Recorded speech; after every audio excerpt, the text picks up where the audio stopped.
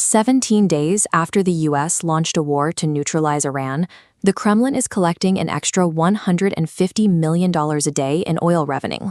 That windfall is flowing directly into the invasion of Ukraine.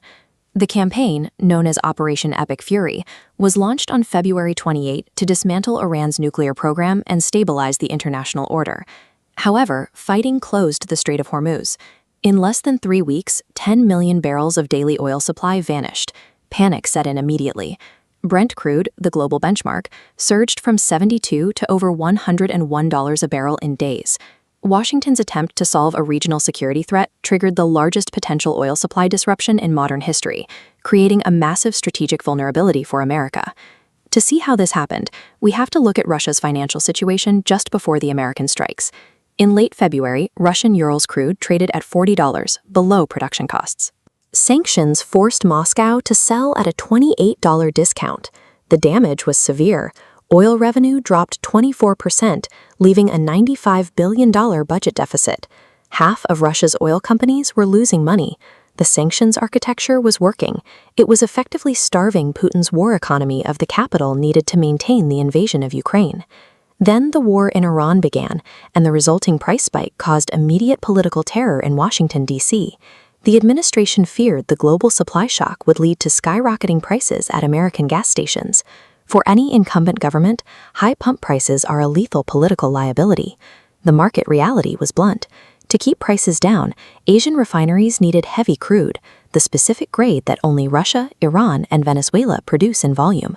With Iran and Venezuela sidelined, Russia was the only large-scale supplier left. Washington capitulated in 2 stages. On March 5th, the U.S. gave India a 30-day tariff exemption. A week later, the Treasury Department issued a waiver for 100 million barrels of Russian oil already loaded on tankers. The United States treated a multi-year economic siege like a temporary valve. They prioritized domestic gas prices over the long-term diplomatic effort to isolate Moscow. That decision caused an immediate fracture with America's closest allies. At a G7 meeting, 6 of the 7 world leaders stood in direct opposition to the U.S. waiver.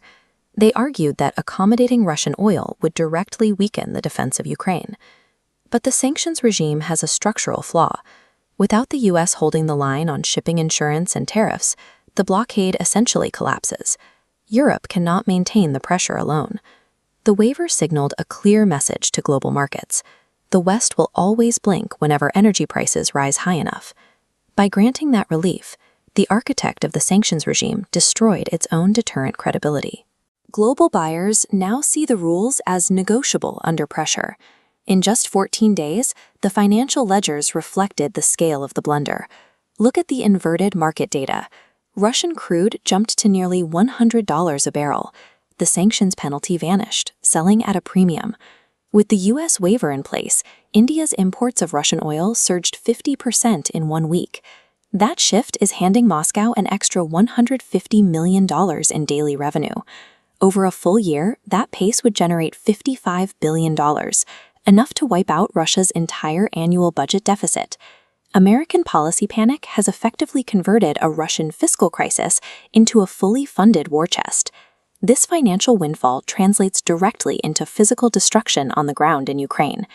President Zelensky warned that lifting these sanctions serves only to enrich the Russian state. From his perspective, the waiver is a direct financial contribution to the invasion of his country. There is a second military cost.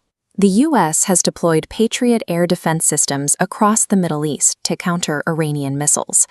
This creates direct competition for the same interceptors Ukraine needs to defend its cities. This is the paradox. Every barrel of Russian oil reaching an Asian port generates revenue that is converted into the weapons destroying Ukraine. Washington launched a war to defend the international order, but by choosing cheap gasoline over strategic consistency, it is paying for that order's destruction.